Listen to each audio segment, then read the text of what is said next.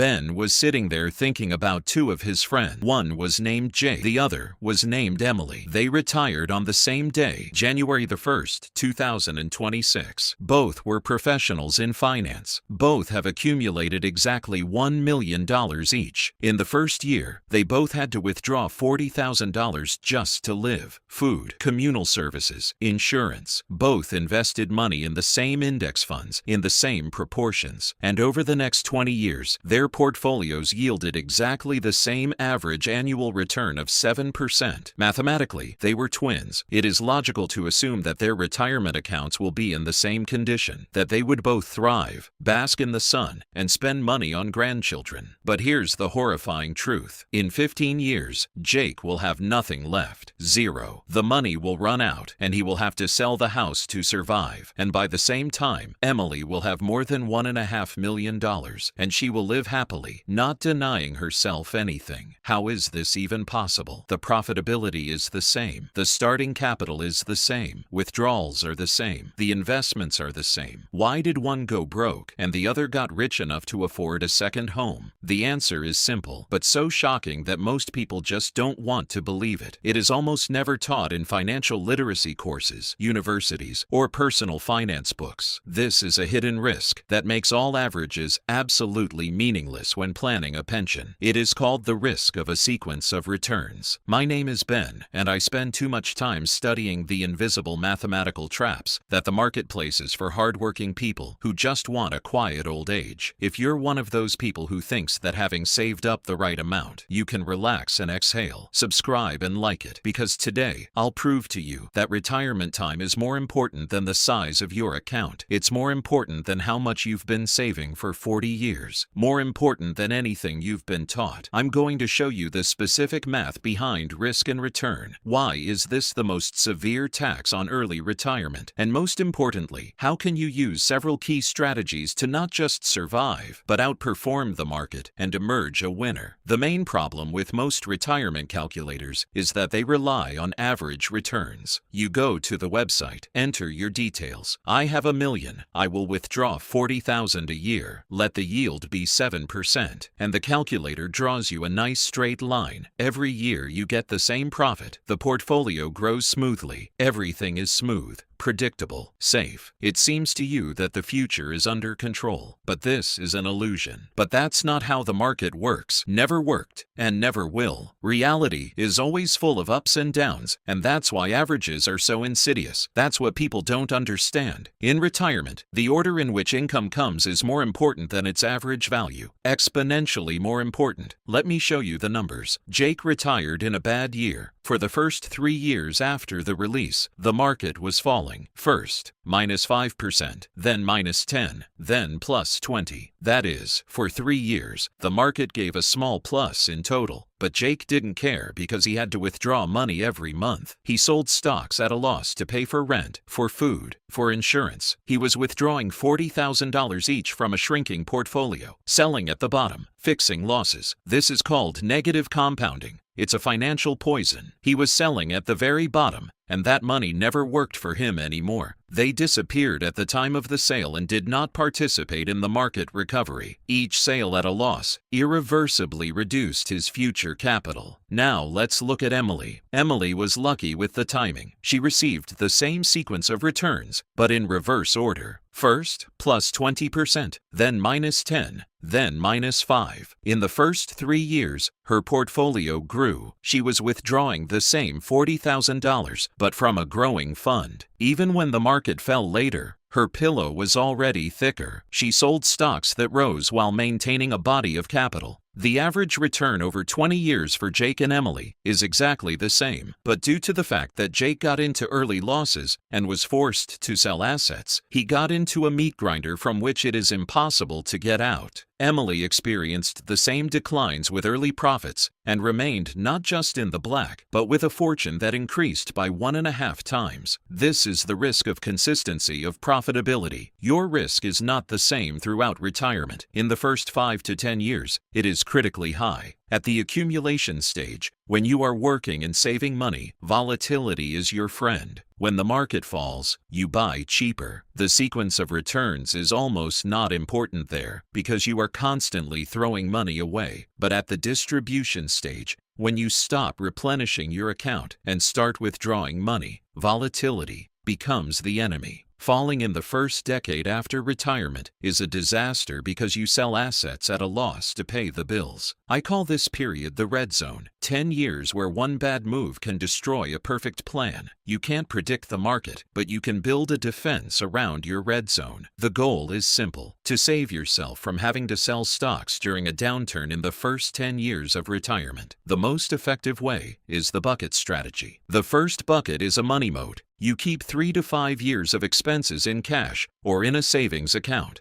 If the market falls on the very first day of your retirement, you just leave the stock alone. You spend this money and wait for recovery. The second bucket is the bond reserve. You keep another 5 to 7 years of expenses in medium-term bonds. If the market doesn't recover when you run out of cash, you sell bonds, not stocks. The third bucket is the engine of growth. Everything else is in stocks. This money is calculated for 10 years or more. Every year, if the market has grown, you replenish the money moat with profit. If the market collapses, you use the first two buckets and wait. In addition to the bucket strategy, a fixed withdrawal every year is dangerous. Flexibility is needed in the red zone. If the portfolio has grown by 20%, you can withdraw a little more. If the market is down by 15%, cut costs by 5 to 10%. Jake could have survived if he had cut back on spending in the first 2 unsuccessful years. A little rigidity at the beginning can save your retirement in 15 years, and the most powerful protection is the additional income in the red zone. If Jake had worked part-time in the first 5 years and earned at least $20,000 a year, his need to withdraw money would have dropped dramatically. This is the same coast fire strategy that we talked about in one of the previous videos. Psychologically, this risk is severe. He hits you when you thought it was over. But the solution is not to save up $5 million. The solution is to understand the nature of the risk and build protection. The risk of consistency of profitability is not a verdict. This is a known variable that can be controlled. Don't let the averages put your guard down. Recognize the red zone. Use a bucket strategy. Be flexible in spending. And if you can, work extra for the first couple of years to give your portfolio time to recover. If this video has opened your eyes to a risk that you didn't know about, please like it. Subscribe to Ben so that you don't miss the following reviews. See you in the next video. Ben went to count his red zone.